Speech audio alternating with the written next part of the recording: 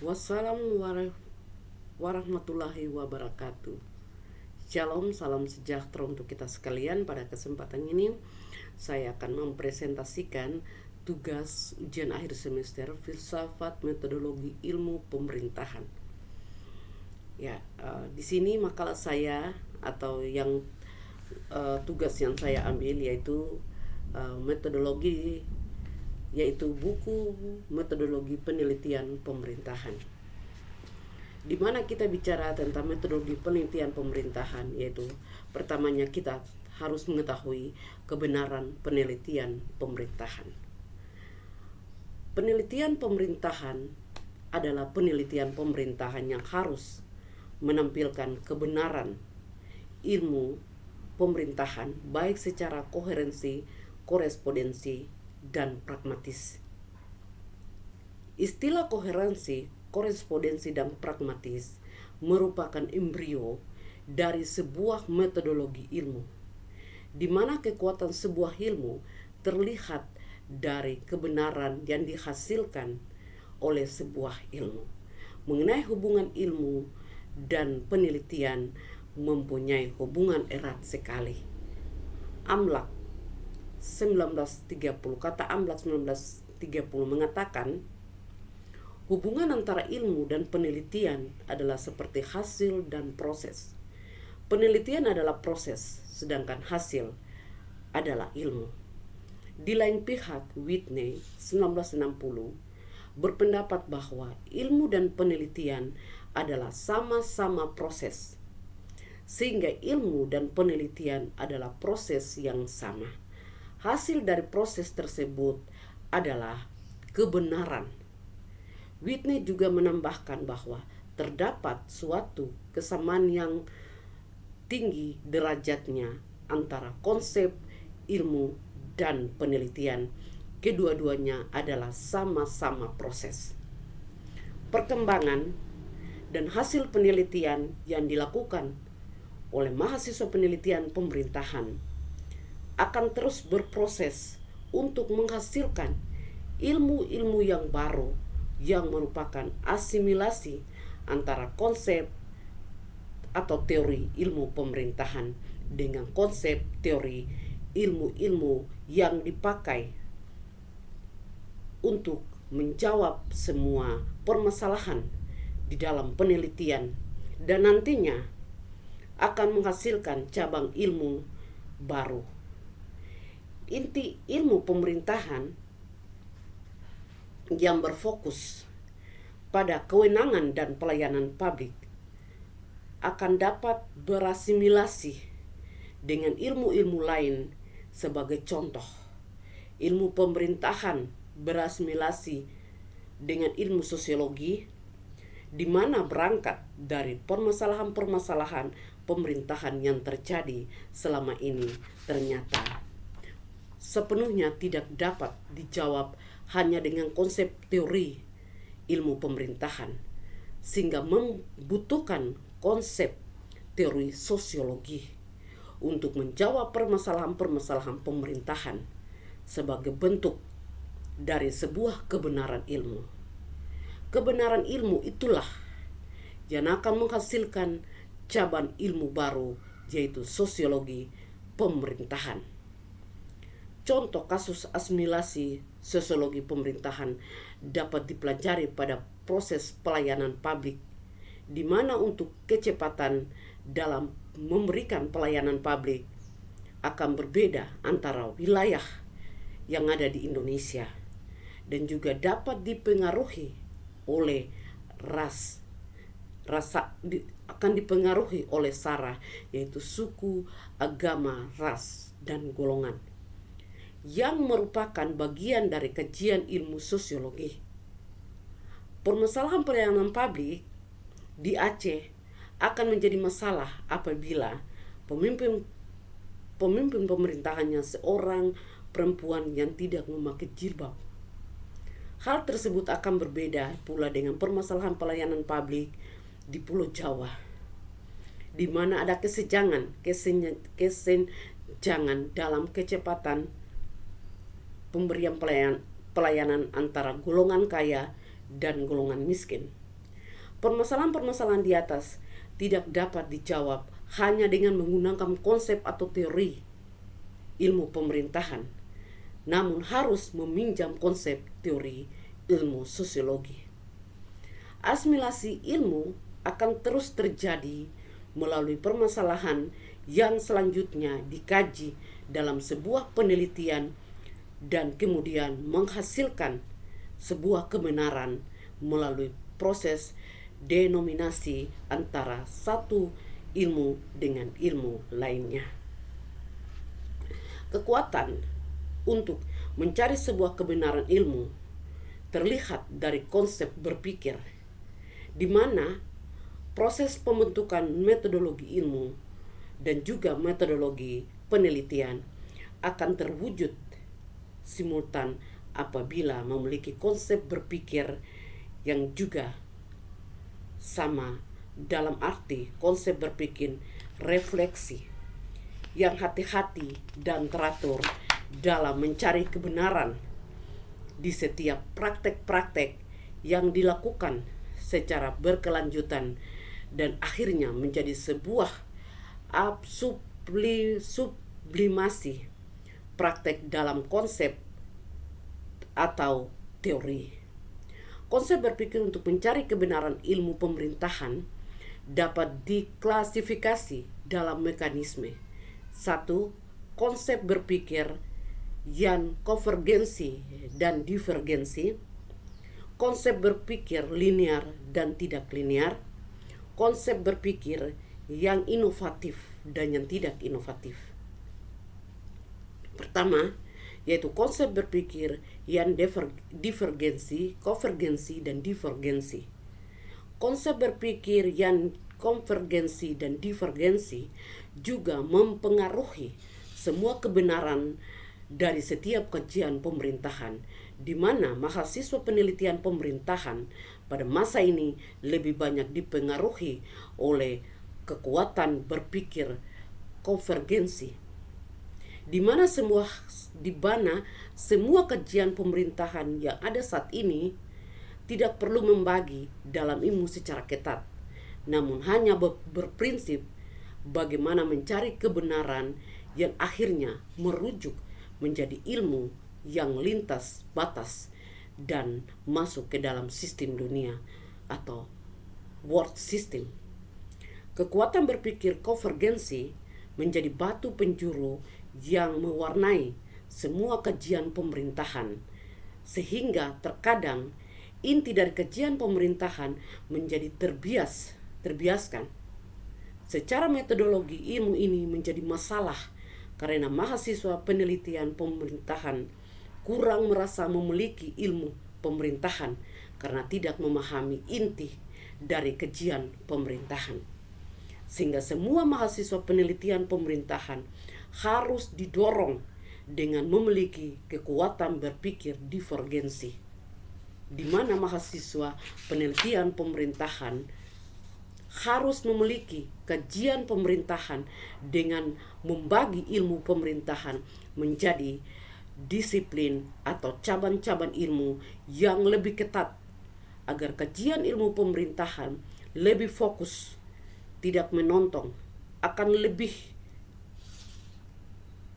lebih beraneka ragam, karena semua mahasiswa penelitian pemerintahan dalam melakukan kajiannya berangkat dari inti ilmu pemerintahan, sehingga contoh ilmu pemerintahan dengan kekuatan berpikir divergensi akan mengembangkan kajian ilmu pemerintahan pada masa pemerintahan pusat, pemerintahan daerah, dan unit-unit pemerintahan terkecil atau terendah.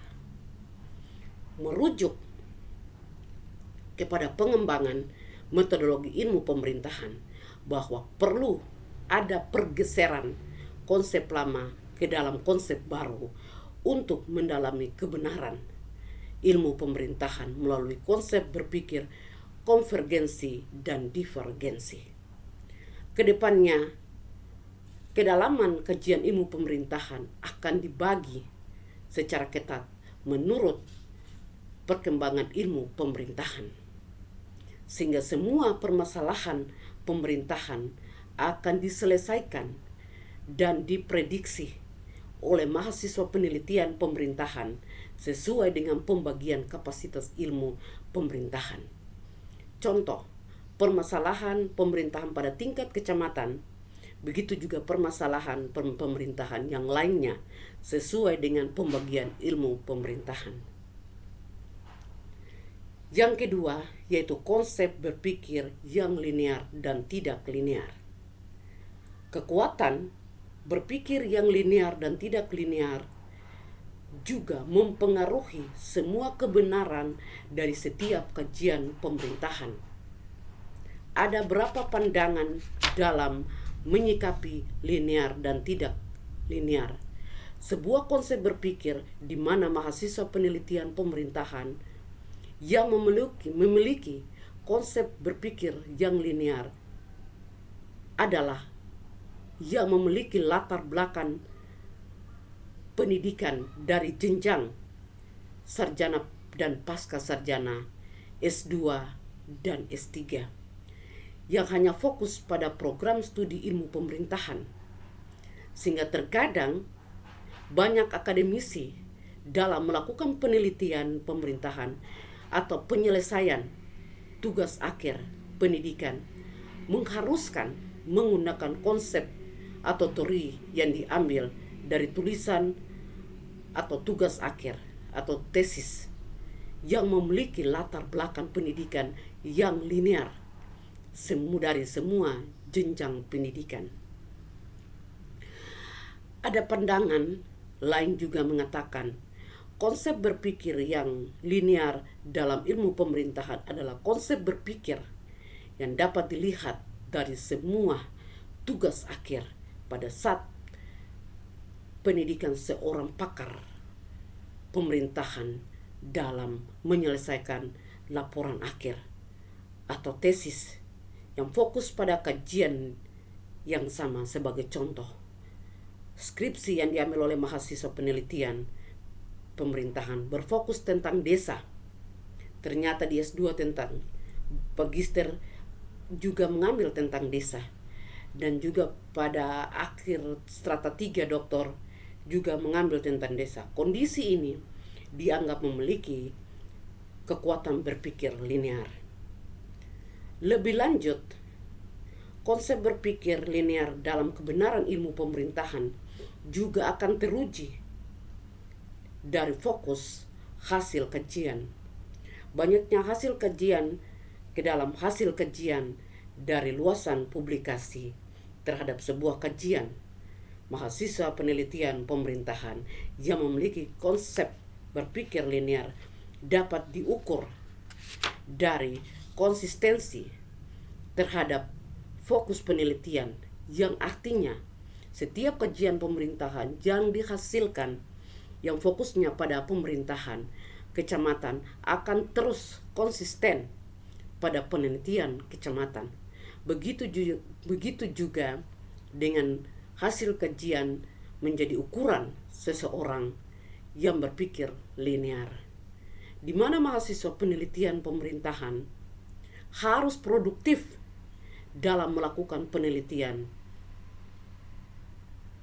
Kondisi yang produktif dalam melakukan kajian pemerintahan akan menghasilkan mahasiswa penelitian pemerintahan yang memiliki kemampuan dalam menganalisis setiap kajian pemerintahan. Hasil kajian pemerintahan tersebut haruslah terbukti di kancah nasional dan internasional dalam bentuk publikasi ilmiah. Konsistensi berpikir yang linear akan menjadi aklamasi dari dunia akademisi terhadap kemampuan seseorang dalam mendalami sebuah ilmu melalui publikasi ilmiah secara nasional maupun internasional. Selain konsep berpikir linear di atas, ilmu pemerintahan juga dipengaruhi oleh mahasiswa penelitian pemerintahan yang tidak linear. Kondisi ini dapat terjadi karena kebutuhan pekerjaan, pengembangan profesi, ataupun memang karena kecintaan terhadap ilmu pemerintahan. Konsep berpikir yang tidak linear pada ilmu pemerintahan dapat menambah kasanah dan menjadi batu penjuru terbentuknya cabang-cabang ilmu pemerintahan baru. Pada masa yang akan datang, konsep berpikir yang tidak linear pada pengembangan ilmu pemerintahan sebaiknya dipola lebih dalam, khususnya pada jenjang pendidikan, dengan maksud agar ke depan orang yang dianggap pakar atau bisa diangkat menjadi guru besar pada kajian khusus ilmu pemerintahan minimal memiliki 2 jenjang pendidikan yang mengambil program studi ilmu pemerintahan dengan ketentuan untuk jenjang strata doktor haruslah ilmu pemerintahan dan semua kajian publikasi penelitiannya fokus pada ilmu pemerintahan. Dan khusus untuk pakar atau guru besar pada kajian pengembangan ilmu pemerintahan minimal memiliki 1 jenjang pendidikan pada ilmu pemerintahan. Boleh S1, S2, dan S3 menghasilkan kajian dan publikasi penelitian yang fokus pada ilmu yang diasimilasikan atau dikembangkan dengan ilmu pemerintahan menjadi ilmu baru.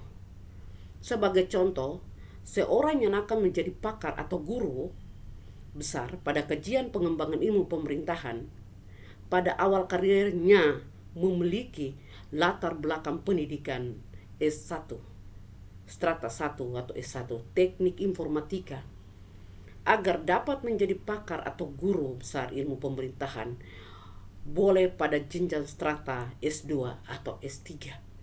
Dan pakar tersebut dapat menjadi pakar atau guru besar ilmu pemerintahan pada pengembangan ilmu e-government, menghasilkan kajian dan publikasi yang berhubungan dengan pengembangan ilmu e-government atau teknologi pemerintahan.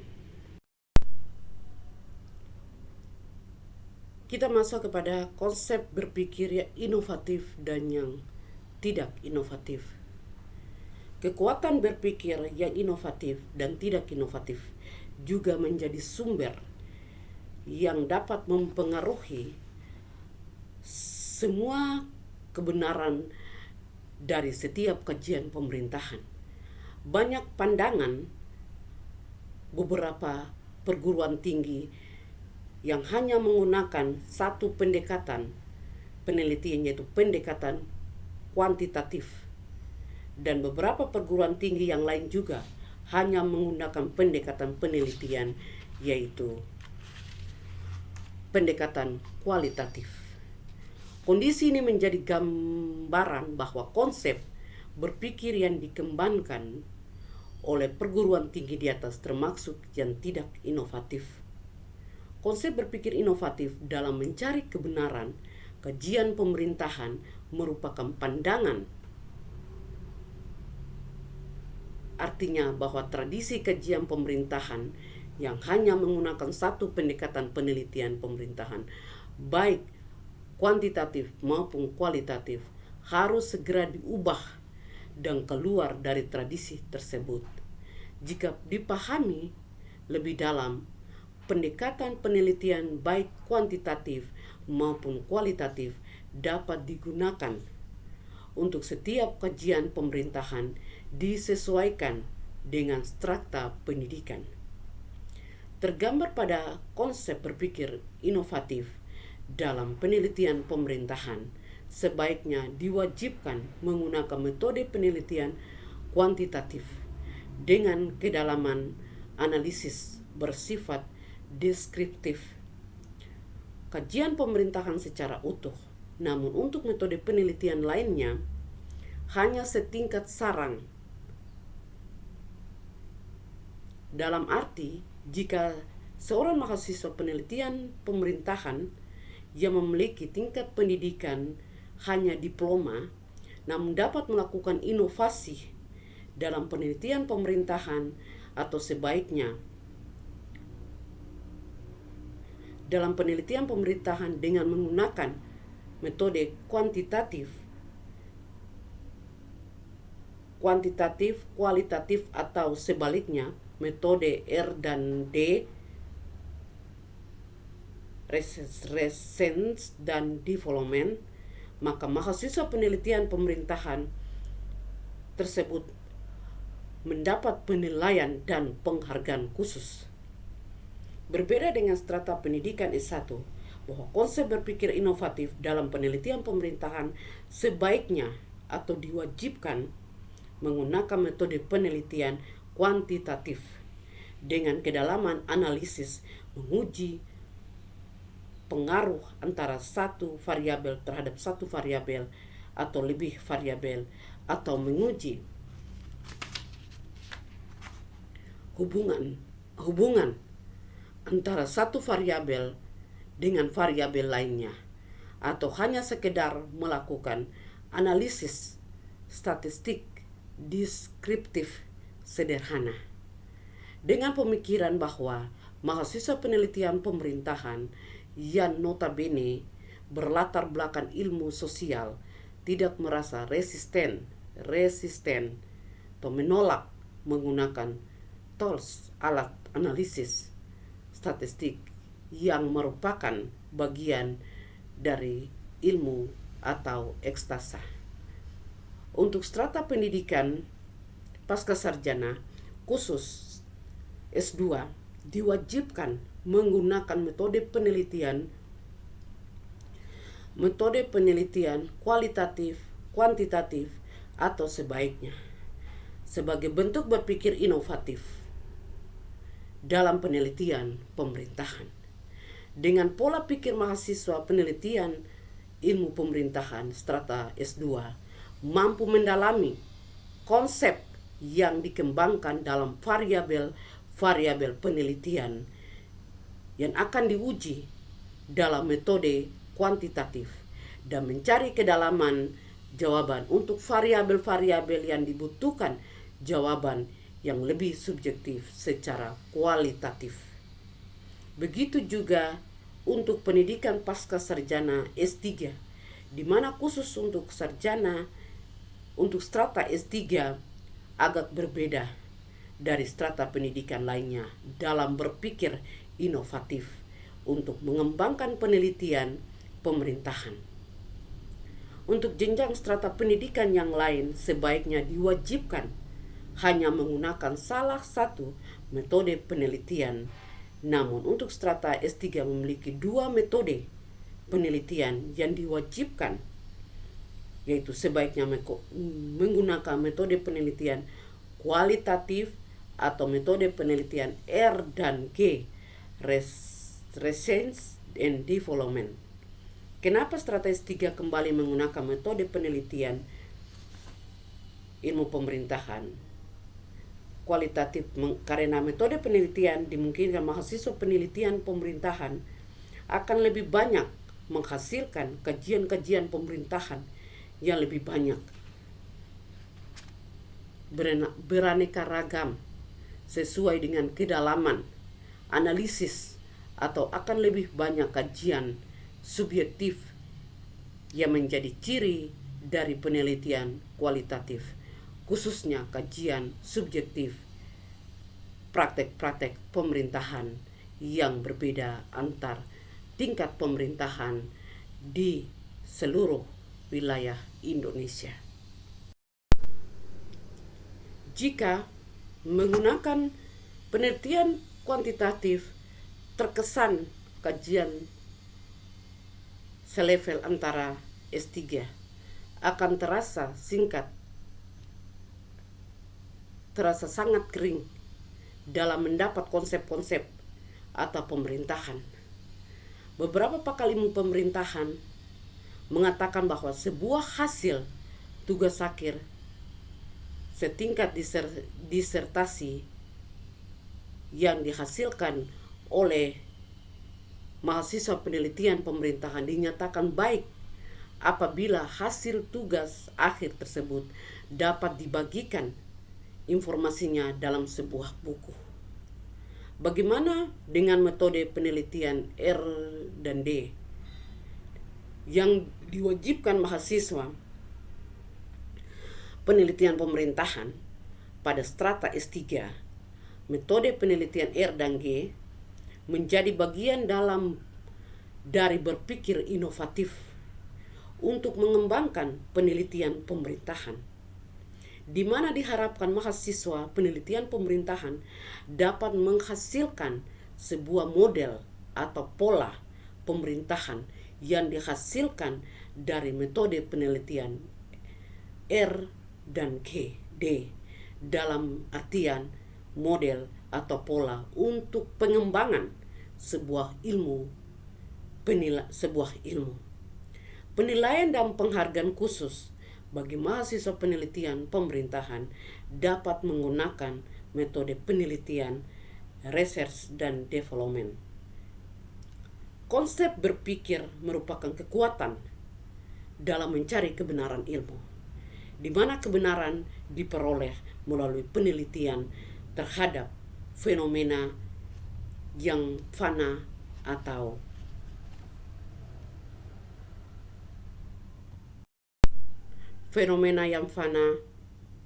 atau kebenaran yang lebih ditemukan melalui proses ilmiah, karena penemuan tersebut dilakukan secara ilmiah. Sebaliknya, banyak juga kebenaran terhadap fenomena yang fana diterima tidak melalui proses penelitian.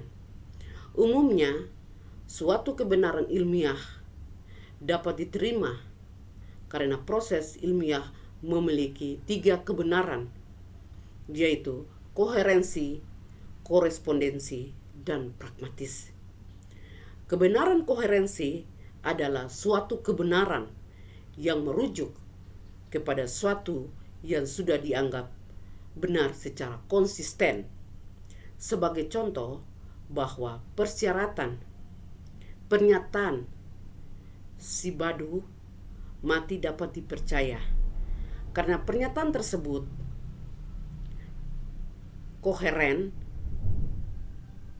dengan pernyataan bahwa semua orang akan mati. Selain itu, kebenaran koherensi dapat dilihat pada peristiwa alam, bahwa setiap hari matahari terbit dari timur. Hal tersebut koheren dengan pernyataan bahwa matahari muncul pada siang hari dan tenggelam pada malam hari. Sehingga jika matahari terbit dari barat ataupun terbit lagi akan menghasilkan kebenaran koherensi lain yang disebut kiamat. Namun begitu, kebenaran koherensi pun terkadang dapat mengalami bias kebenaran.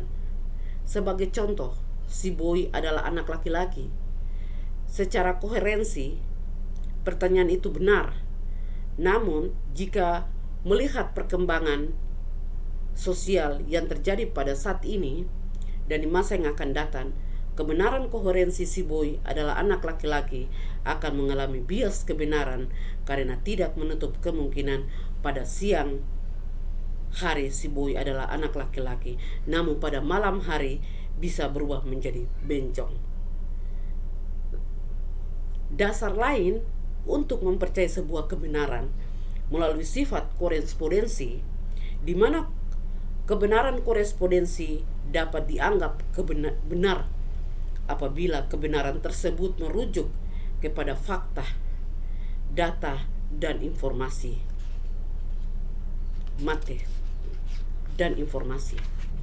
Materi pengetahuan yang terkandung dalam pertanyaan korespondensi senantiasa berhubungan atau mempunyai korespondensi dengan objek yang dituju oleh pertanyaan tersebut. Sebagai contoh, pertanyaan bahwa ibu kota provinsi adalah Istimewa Aceh adalah benua Aceh. Banda Aceh.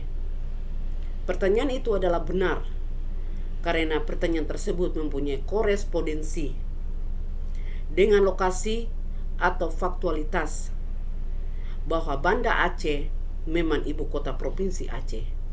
Jika orang mengatakan bahwa ibu kota Republik Indonesia adalah Kuala Lumpur, maka orang tidak akan percaya karena tidak terdapat objek yang mempunyai korespondensi dengan pertanyaan tersebut secara aktual.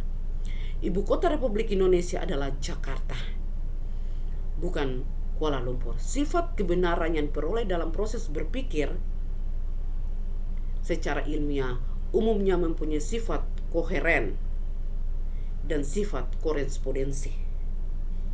Berpikir secara deduktif adalah menggunakan sifat koheren dalam menentukan kebenaran.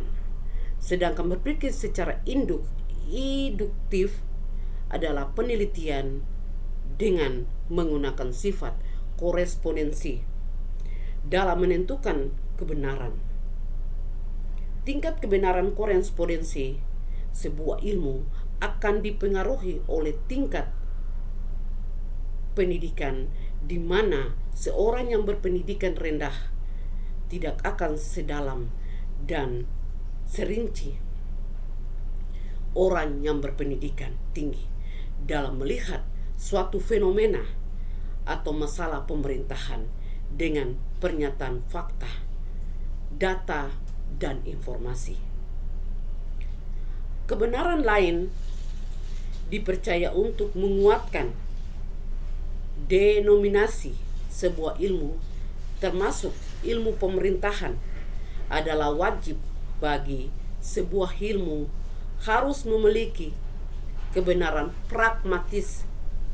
Dengan perkataan lain, pertanyaan sebuah ilmu dapat dipercayai, dianggap benar karena pertanyaan tersebut mempunyai sifat fungsional dalam kehidupan praktis dan perkembangan ilmu. Suatu kebenaran pragmatis di sebuah ilmu dapat dinyatakan benar apabila ilmu tersebut memberikan nilai kegunaan. Kebenaran pragmatis akan terus terjaga dalam kehidupan sehari-hari, di mana kebenaran pragmatis ini akan menjadi indikator dari kemandirian sebuah ilmu. Semakin banyak kebenaran pragmatisnya, maka akan semakin banyak pengikutnya. Artinya, jika mahasiswa penelitian pemerintahan semakin banyak dan semakin berkembang, maka secara kebenaran pragmatis ilmu tersebut sangat kuat. Kebenaran koherensi, korespondensi, dan pragmatis dalam ilmu pemerintahan dapat digambarkan dalam tugas akhir mahasiswa penelitian pemerintahan. Secara umum, isi dari laporan akhir, skripsi, tesis, dan disertasi terdiri dari pendahuluan, peninjauan pustaka, metode penelitian, analisis, dan pembahasan. Dan bagian terakhir bicara tentang kesimpulan dan saran. Bahwa isi setiap tugas akhir, baik laporan, skripsi, tesis, disertasi yang dikerjakan oleh mahasiswa penelitian pemerintahan, tidaklah lepas dari ketiga jenis kebenaran ilmu di atas. Sehingga terkadang banyak pakar atau guru besar pemerintahan dalam melakukan ujian atau sidang akhir, baik laporan akhir, tesis atau skripsi atau tesis, disertasi, mengajukan pertanyaan yang sederhana kepada calon kandidat sarjana seperti, tolong Anda jelaskan kebenaran koherensi, korespondensi, dan pragmatis pada tugas akhir yang dikerjakan oleh mahasiswa penelitian pemerintahan. Artinya, untuk menjelaskan kebenaran koherensi dan tugas akhir yang dibuat tidak lepas dari isi bab 2, yaitu penjelasan konsep atau teori apa yang dipakai untuk menjadi pisau analisis dalam isi tugas akhir tersebut. Ada berapa pakar atau guru? Ada berapa pakar atau guru besar pemerintahan yang menggunakan terminologi, tinjauan kajian pustaka, atau ada juga yang menggunakan terminologi tinjauan kajian teori. Pada prinsipnya semua bisa dipakai, namun jika dikaji lebih dalam bahwa dua terminologi di atas memiliki dua posisi yang berbeda sesuai dengan strata pendidikan, di mana terminologi tinjauan atau kajian pustaka lebih bagus diterapkan pada level pendidikan diploma, strata S1, karena kedalaman pemahaman mahasiswa penelitian pemerintahan pada level di atas masih dalam konteks penggayakan terhadap pustaka-pustaka yang berkembang pada sebuah ilmu. Namun untuk terminologi tinjauan kajian teori sebaiknya diterapkan pada level pendidikan sekolah pasca sarjana, baik strata S2 maupun strata S3, dengan pola pikir mahasiswa penelitian pemerintahan pada level pasca sarjana lebih ditekankan pada pengembangan dan membandingkan antara satu teori dengan teori yang lainnya sesuai dengan tingkatan teori, baik grand teori, middle teori, application teori maupun supposition. Artinya mahasiswa penelitian pemerintahan di tingkat pasca sarjana dalam melakukan kajian pemerintahan harus dapat menjelaskan secara koherensi tentang grand teori, apa yang dipakai dalam menganalisis masalah, apa yang dipakai dalam menunjang penelitian, dan apa yang langsung dipakai sebagai pisau analisis, dan subsumption, apa yang dikembangkan dalam penelitian ini. Sehingga mau tidak mau, semua mahasiswa penelitian pemerintahan pada tingkat pasca sarjana haruslah mengadopsi konsep atau teori dari penulis pertama. Selanjutnya, untuk menjelaskan kebenaran secara korespondensi dari tugas akhir yang dibuat tidak lepas dari bab 2, bab 1, bab 2, dan bab 3, yang artinya penulisan sebuah tugas akhir, baik laporan, skripsi, tesis, dan disertasi harus merujuk kepada fakta, data, dan informasi. Banyak pakar ilmu pemerintahan menganggap bahwa penekanan terhadap kekuatan kebenaran korespondensi dalam setiap penelitian pemerintahan telah merubah banyak pola pikir dari pendidikan mahasiswa peneliti penggiat ilmu pemerintahan yang selama ini memiliki paradigma dalam memulai atau menyusun sebuah tugas akhir.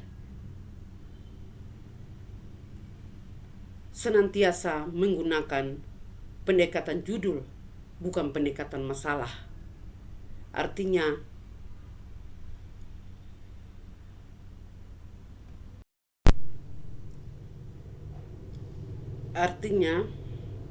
dalam mengawali penulisan penyusunan tugas akhir bukanlah berangkat dari mencari-cari judul yang akan dikembangkan. Namun jika kita memahami maksud kebenaran korespondensi yang mana harus merujuk kepada fakta, data, dan informasi, maka mahasiswa penelitian pemerintahan dapat mengawali penulisan tugas akhir khususnya bab 1 pendahuluan harus berangkat dari data sekunder guna menjelaskan bahwa ada fakta yang berlangsung terus-menerus dan kemudian menjadi fenomena untuk diteliti. Jika di dalam bab 1 pendahuluan sebuah tugas akhir tidak ditemukan data sekunder, maka seharusnya penelitian itu tidak dilanjutkan karena penelitian tanpa data sekunder akan menjadi sebuah fitnah. Selain bab 1 pendahuluan kebenaran korespondensi, sebuah tugas akhir baik laporan akhir skripsi, tesis, dan disertasi akan terlihat pada bab 3 di mana perlu penguatan metode untuk mengkomplikasikan antara fakta, data, dan informasi. Semua benang merah dari kebenaran korespondensi pada bab 1 pendahuluan akan dianalisis dibelah oleh bab 2 sebagai bentuk kebenaran korehensi dikuatkan dengan bab 3 sebagai sumber data kebenaran korespondensi akan terjawab seluruhnya dalam bab 4 sebagai kunci kebenaran korespondensi yang sudah berkomplikasi dengan kebenaran koherensi.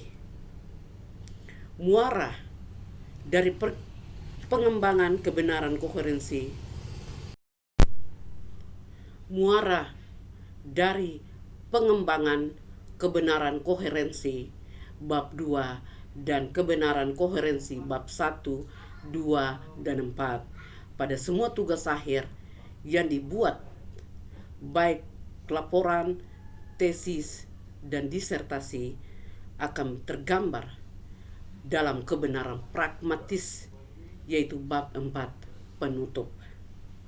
Kebenaran pragmatis dari sebuah penelitian pemerintahan terlihat pada kekuatan seorang mahasiswa penelitian pemerintahan dalam menarik arti akhir atau kesimpulan suatu kajian penelitian pemerintahan agar siapapun yang membaca dan mendalami kesimpulan dari penelitian pemerintahan tersebut dapat dipergunakan langsung maupun tidak langsung. Terlebih lagi pada pertanyaan saran dari sebuah penelitian pemerintahan menjadi simbol kebenaran pragmatis sebuah ilmu, baik saran bersifat praktis maupun saran bersifat akademis. Sebuah kebenaran di atas pada prinsipnya dapat ditemukan melalui proses ilmiah. Namun untuk menambah kesana kekuatan ilmu pemerintahan bahwa ada jenis kebenaran lain yang dapat ditemukan melalui proses non-ilmiah seperti A. Penemuan kebenaran secara kebetulan. Penemuan kebenaran secara kebetulan tidak lain dari takdir Tuhan. Walaupun kebenaran secara kebetulan bukanlah kebenaran yang ditemukan secara ilmiah, tetapi banyak penemuan tersebut telah mengguncangkan dunia ilmu pengetahuan. Misalnya penemuan kristal oleh Dr. J.S. Summers pada tahun 1926, dan suatu hari Summers sedang bekerja dengan ekstrak action karena ia ingin bermain tenis, maka ekstrak action tersebut disimpan di dalam kulkas dan ia bergegas pergi ke lapangan teknis. Keesokan harinya ketika ia ingin meneruskan percobaan dengan ekstra aksion yang disimpannya dalam ia ingin merupakan percobaan dengan ekstraksion yang disimpan dalam kulkas, dilihatnya telah timbul kristal-kristal baru pada ekstra itu tersebut. Kemudian ternyata kristal tersebut menjadi enzim yang amat berguna bagi manusia. Tetapi tidak selalu penemuan secara kebetulan merupakan kebenaran asasi. Ada kalanya penemuan secara kebetulan dapat membuat seseorang menjadi tertipu karena hubungan yang seakan-akan ada nantinya, padahal hubungan tersebut berdiri sendiri. Yang B, penemuan dengan cara akal atau common sense. Common sense merupakan serangkaian konsep atau bagian konseptual yang memuaskan untuk menggunakan secara praktis akal sehat menghasilkan kebenaran yang dapat pula menyesatkan. Misalnya, pada abad 19, dengan akal sehat percaya bahwa hukuman untuk anak didik merupakan alat utama dalam pendidikan. Kemudian ternyata terdapat tersebut tidak benar. Hasil penelitian dalam bidang psikologi dan penelitian dan pendidikan menunjukkan bahwa alat yang dibagi pendidikan bukan hukuman tetapi ganjaran. Karena kebenaran yang diperoleh dari akal sehat sangat dipengaruhi oleh kepentingan yang menggunakannya, maka sering orang mempersempit pengamatan kepada hal-hal yang bersifat negatif saja. Karena itu, akal sehat dapat menjerumus kepada prasangka. C, yaitu penemuan kebenaran secara wahyu. Kebenaran yang didasarkan kepada wahyu merupakan kebenaran mutlak. Jika wahyu datangnya dari Allah melalui rasul atau nabi, kebenaran yang diterima sebagai wahyu bukanlah disebabkan oleh hasil usaha penelitian, hasil usaha penalaran, namun manusia secara aktif. Wahyu diturunkan dari Allah kepada rasul dan nabi, tetapi kebenaran dibawakan melalui wahyu merupakan kebenaran asasi. Penemuan kebenaran secara intuitif. Penemuan dapat juga diperoleh berdasarkan intuitif. Penemuan kebenaran secara intuitif. Penemuan dapat juga diperoleh berdasarkan intuisi. Kebenaran dengan intuisi diperoleh secara cepat melalui proses luar sadar tanpa menggunakan penalaran atau proses berpikir ataupun melalui renungan. Kebenaran yang diperoleh secara intuisi sukar dipercaya karena kebenaran ini tidak menggunakan langkah yang sistematis untuk memperolehnya. Penemuan kebenaran melalui trial dan error. Bekerja secara trial dan error adalah melakukan suatu acara aktif dengan mengulang-ulang pekerjaan tersebut berkali-kali dengan menukar-nukar cara dan materi. Pengulangan tersebut tanpa dituntun oleh petunjuk yang jelas sampai seorang menemukan sesuatu. Penemuan dengan trial dan error memakan waktu yang lama, memerlukan biaya yang tinggi dan selalu dalam keadaan meraba-raba. Penemuan dengan cara trial dan error tidak dikategorikan sebagai penemuan ilmiah.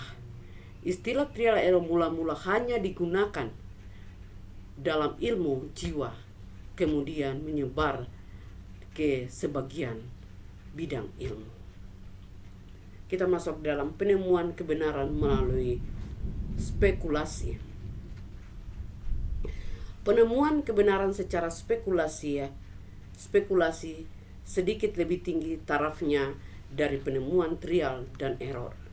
Jika dalam penemuan secara trial dan error meneliti tidak mempunyai panduan sama sekali, maka dalam penemuan secara spekulasi seseorang dibimbing oleh suatu pertimbangan, walaupun pertimbangan tersebut kurang dipikirkan secara masak-masak, tetapi dikerjakan dengan suasana penuh resiko.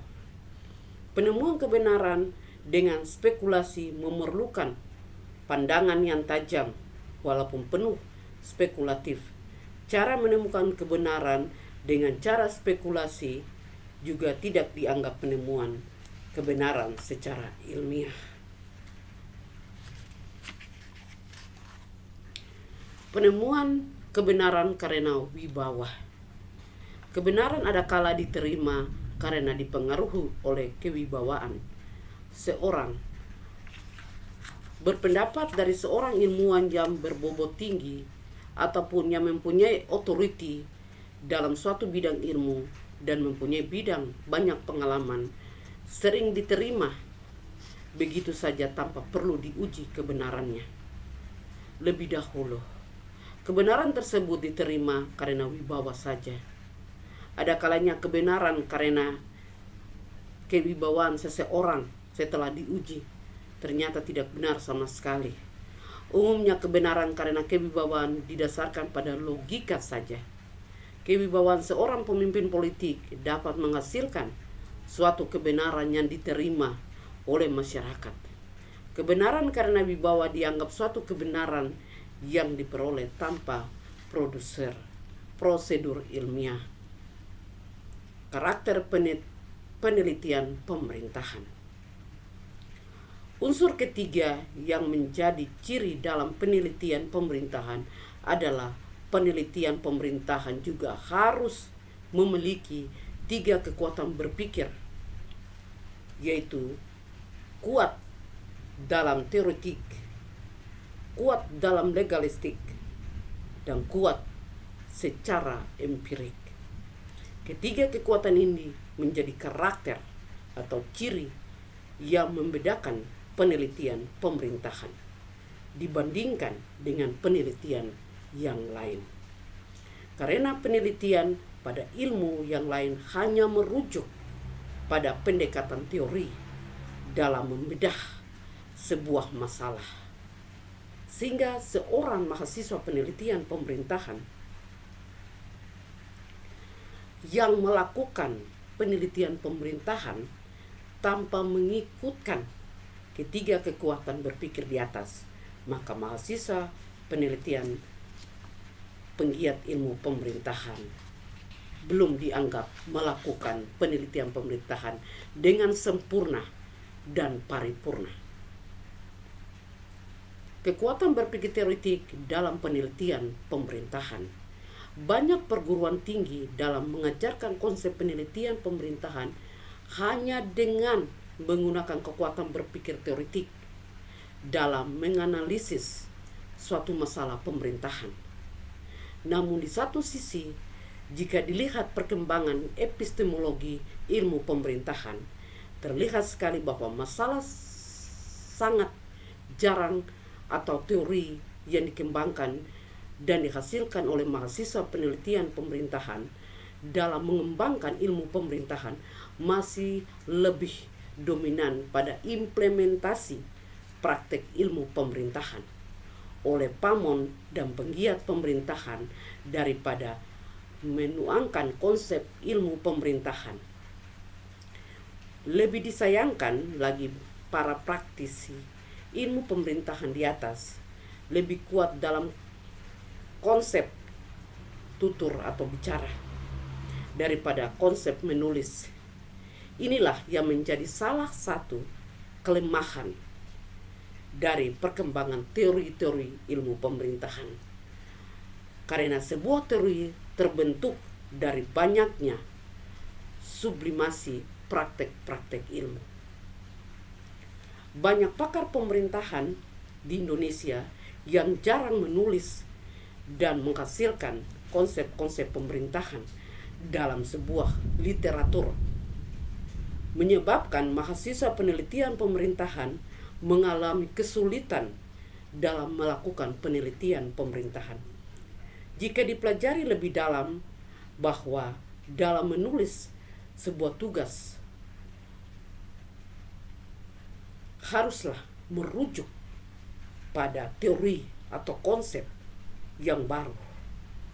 Terlebih lagi untuk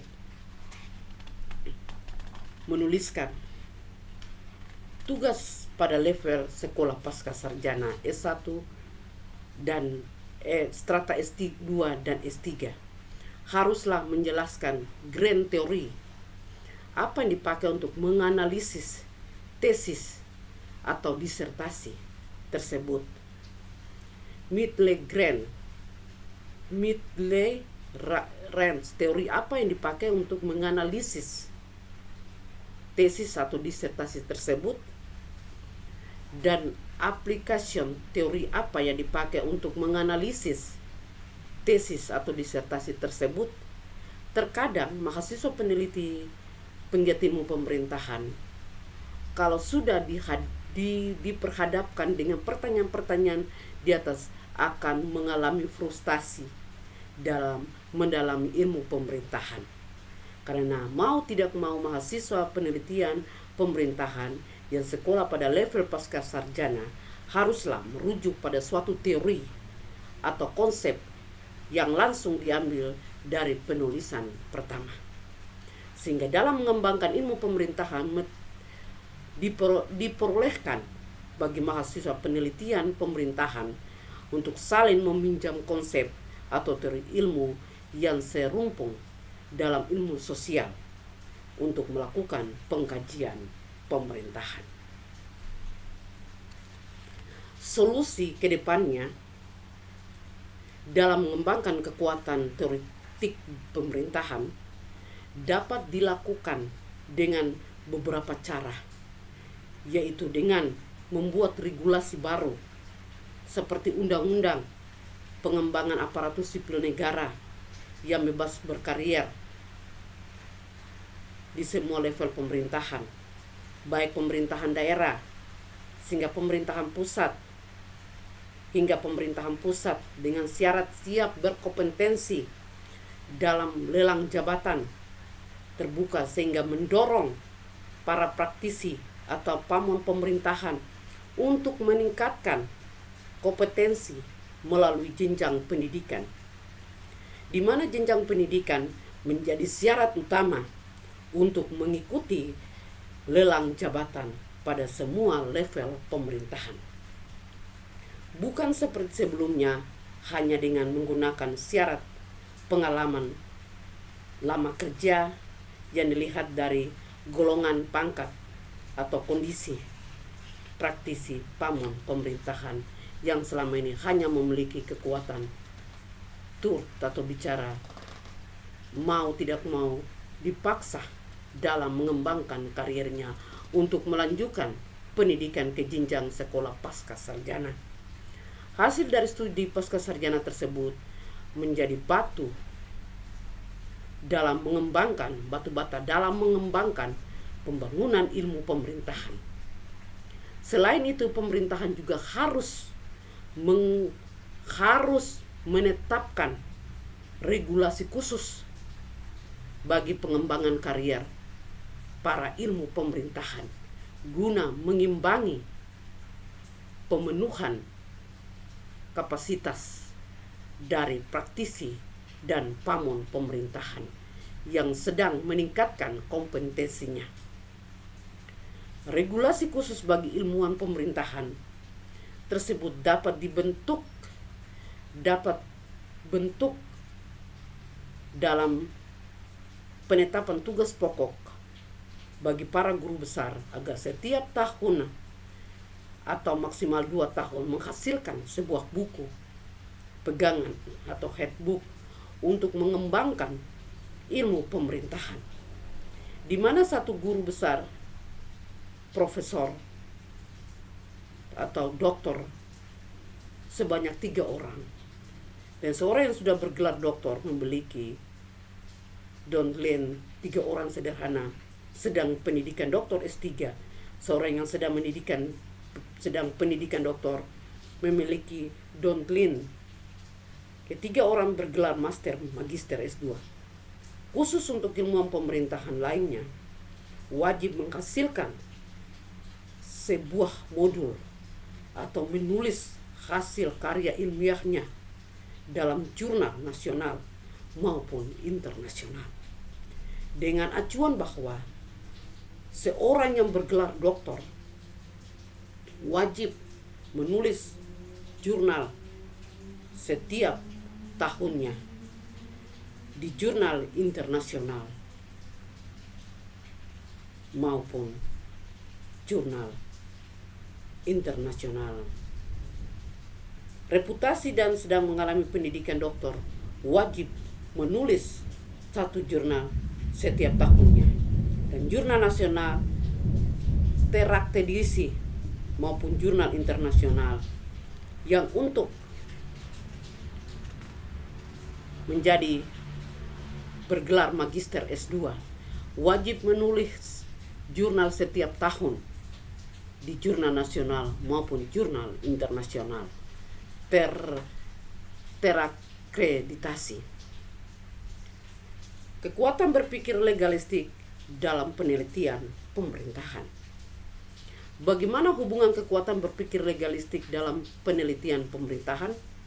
Kekuatan berpikir legalistik inilah yang menjadi unsur membeda antara penelitian pemerintahan dengan penelitian lainnya, sehingga dapat dijelaskan bahwa tidak semua masalah-masalah pemerintahan dapat dijawab dengan metode penelitian sosial, namun harus dijawab dengan metode penelitian pemerintahan.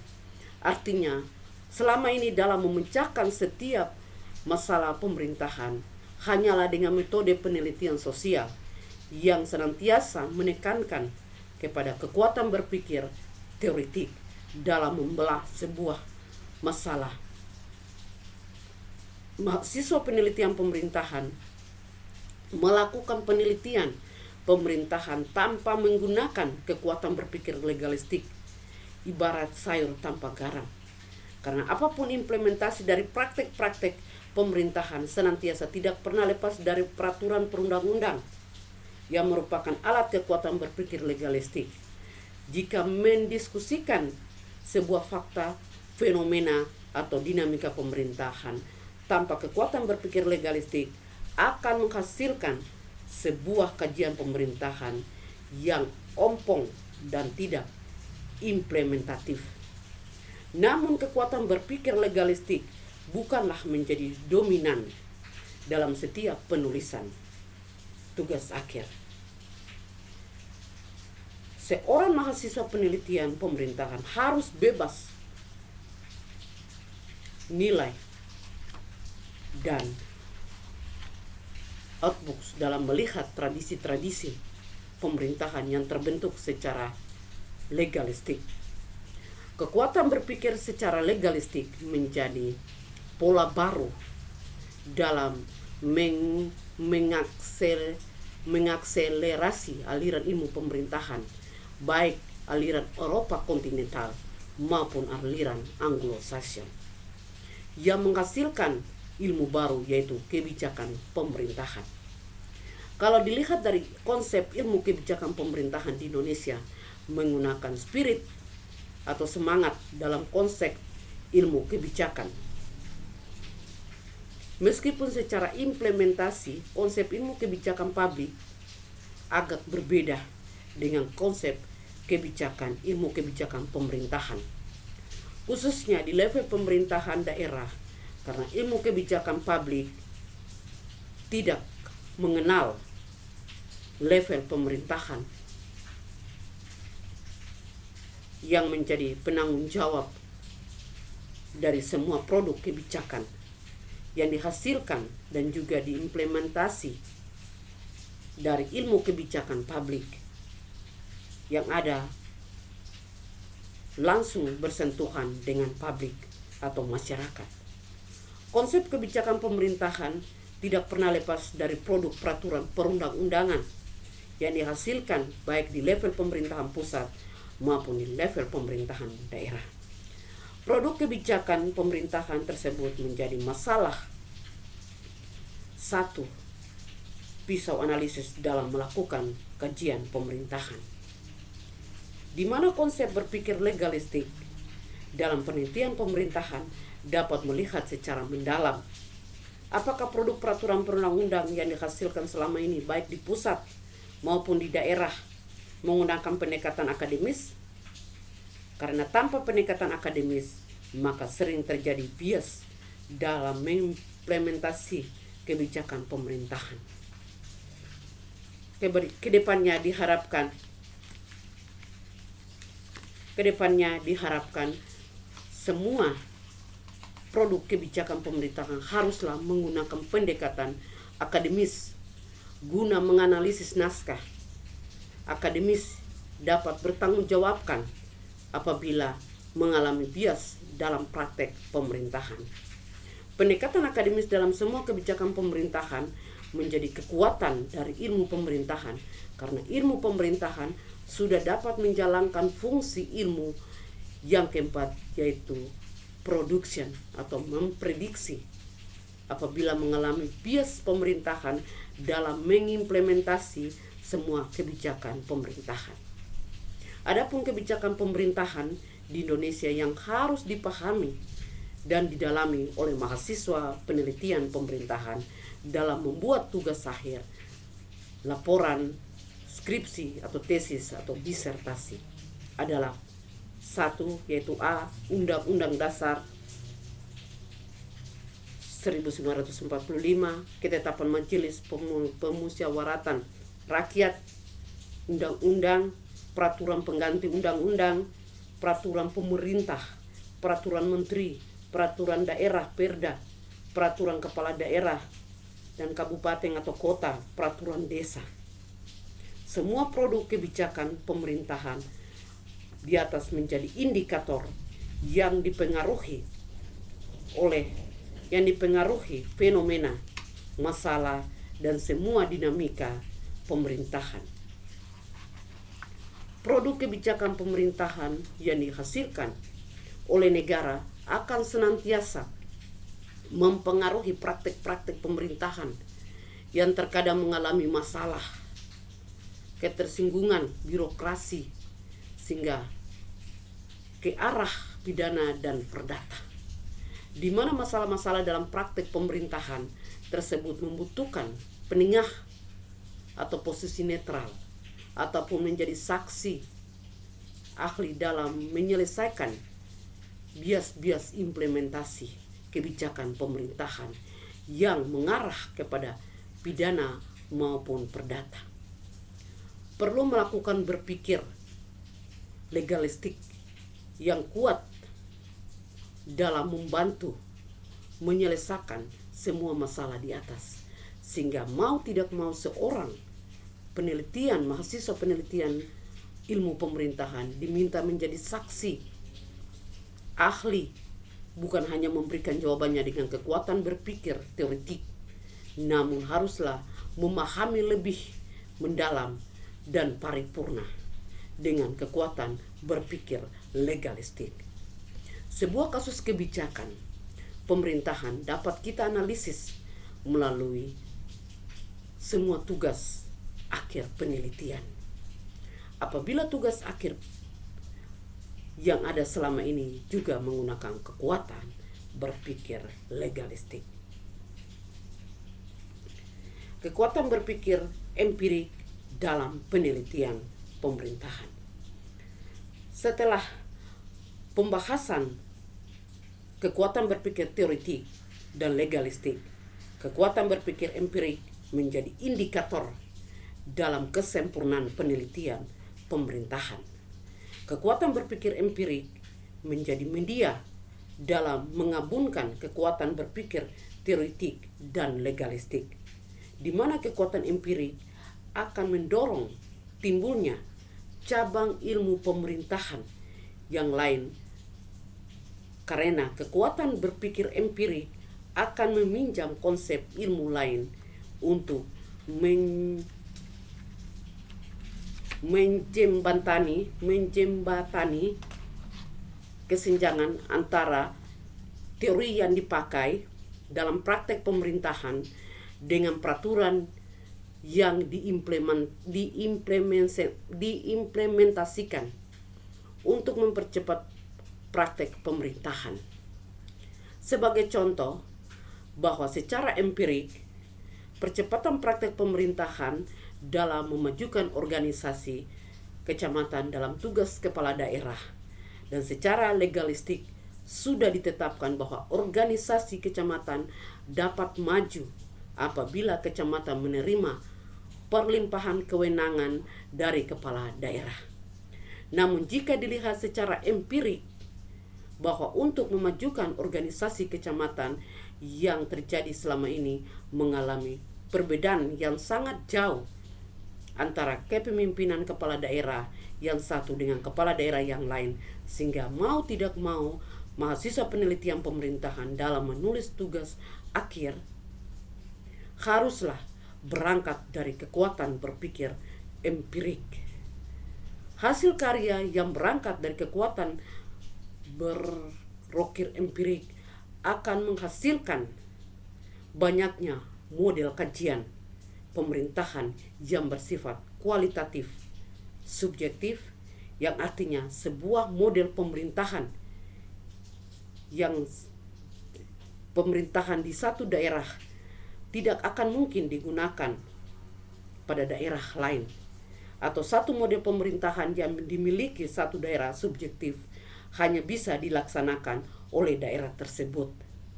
Sehingga kekuatan berpikir empirik haruslah menjadi acuan bagi para pembuat dan pelaksana kebijakan pemerintahan, agar tidak hanya berpola pikir sistem simetris saja dalam mengelola pemerintahan, namun harus mulai dapat berpikir asimetris dalam mengelola sisi pemerintahan yang lainnya.